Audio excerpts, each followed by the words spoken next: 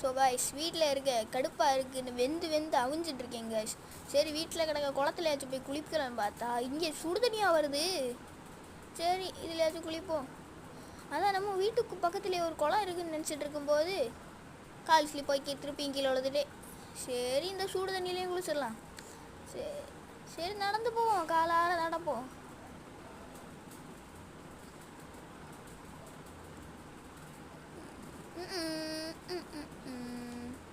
₹3,00,000 போட்டு காரை வாங்கி வச்சுட்டு நான் இதுக்கு நடக்கேன். சரி பீச்சிலையாச்சும் நிறைய தண்ணி இருக்கான்னு பார்ப்போம்.